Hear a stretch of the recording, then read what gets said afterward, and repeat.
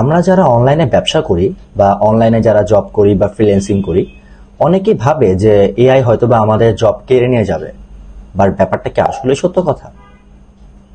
যদি ব্যাপারটা এরকমই হতো তাহলে সবার আগে জব যেতে হচ্ছে বাংলাদেশে যারা ভালো ভালো অবস্থানে আছে বা বাংলাদেশে যত ধরনের বিজনেসম্যান মার্কেটাররা আছে যারা অনলাইন স্পেসে কাজ করে, সবার আগে ওদের জব যাইতো।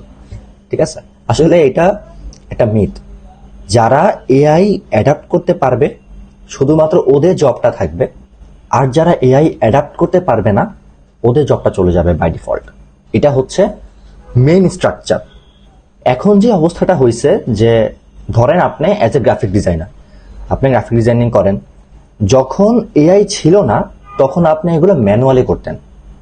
আর এআই আসার পরে এখন অনেক কিছু অটোমেটেড হয়ে গেছে বা অনেক কিছুই দেখা যায় যে যেই ডিজাইনটা করতে আমার 2 ঘন্টা লাগতো ওই ডিজাইনটা হয়তো আমার 2 মিনিটে হয়ে যাচ্ছে।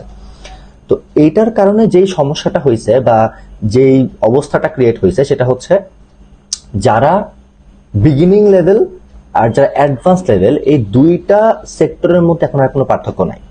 যারা কিছুই পারে না ভার্সেস যারা অনেক কিছু পারে, ওদের মধ্যে এখন আর কোনো গ্যাপ নাই, কারণ এআই সবকিছু করে দিচ্ছে। এইটার জন্য আমাদের সবাইকে একটু ক্রিয়েটিভ হইতে হবে। যারা গ্রাফিক ডিজাইনার আছে বা যারা যেই স্কিল নিয়ে আছে, ওরা যদি একটু ক্রিয়েটিভ না হয় বা ভালো মানের ক্রিয়েটিভ না হয় তাহলে এআই আপনাকে রিপ্লেস করে দিবে। এটা হচ্ছে মেইন কথা, যে আপনি যদি ভাই এআই ইউজ করেন কোনো সমস্যা নাই, কিন্তু ইন দ্য ক্রিয়েটিভ ওয়েতে আপনাকে এআই ইউজ করতে হবে, না হলে ভাই আপনার জব ভাই এআই নিয়ে যাবে। আর যদি আপনারা ক্রিয়েটিভ না হন তাহলে যে প্রবলেমটা হবে, সবার কন্টেন্ট সেম হবে, তখন আসলে কারো কন্টেন্টই আসলে ভাইরাল হবে না। মানে ভাইরাল না, অ্যাকচুয়ালি কারো কন্টেন্ট আসলে ইউজফুল হবে না। ঠিক আছে, কারণ অ্যাকচুয়ালি সবার কন্টেন্টই তখন সেম হবে। তো আপনাদেরকে একটু ক্রিয়েটিভ হইতে হবে, কখন কোন জায়গাতে কোন এলিমেন্টটা আমি ইউজ করব বা কখন কোন প্রবলেমটা সলভ করলে অ্যাকচুয়ালি আমার প্রবলেম সলভ হবে as a marketer or as a graphic designer, anything you can say. কিন্তু আলটিমেটলি আমাকে একটু ক্রিয়েটিভ হইতে হবে। এখন অনেকে বলতে পারেন what is the meaning of creativity. যারা still like and good artist বইটা পড়ছেন ওরা জানেন যে আসলে ক্রিয়েটিভিটি জিনিসটা কি বা কিভাবে ক্রিয়েটিভিটি ইনক্রিজ করা যায়। আর যারা পড়েন নাই, আমি রেকমেন্ড করবো আপনি অবশ্যই পড়বেন, আমি চাই আপনি পড়েন।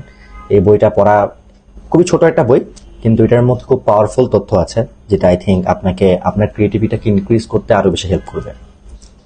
তো যারা এআই ইউজ করতেছেন না বা করতেছেন কিন্তু ইফেক্টিভ ওয়েতে করতেছেন না, আমি বলবো এআই ইউজ করা শুরু করেন। এআই আমাদের কোনো ক্ষতি করতেছে না, আলটিমেটলি উল্টা আমাদের সময়টাকে সেভ করতেছে। সো এআই ইউজ করেন ইন দ্য ক্রিয়েটিভ ওয়ে। আর আমি রেকমেন্ড করবো যে আপনার বিভিন্ন টিউটোরিয়াল আছে, আপনি ইউটিউবে যদি যান আপনি দেখবেন অসংখ্য এআই সম্পর্কে, এআই নিয়ে অনেক কথা আছে, এআই নিয়ে লাখ লাখ ব্লগে লেখা আছে। আপনি গুগলে সার্চ করলে, আর ইভেন এখন তো জেমিনাই আছে, জেমিনাই, ক্লড, হাবিজাবি এগুলো আছে। সো আপনি যখন একটাতে যাবেন, আপনি যে কোনো এলএলএম এ যে আপনি যদি বলেন যে এআই আসলে কিভাবে কাজ করে বা কিভাবে আমি এআইটাকে ইউজ করে আমি আরো ক্রিয়েটিভ হতে পারি, তখন ওরাই আপনাকে বলে দিবে। সো এই তো মোটামুটি একটা ছোটখাটো ভিডিও করলাম আপনাদের জন্য। আশা করি এটা অল্প একটু হলেও হেল্পফুল হবে। তো ভালো থাকেন সবাই, টাটা।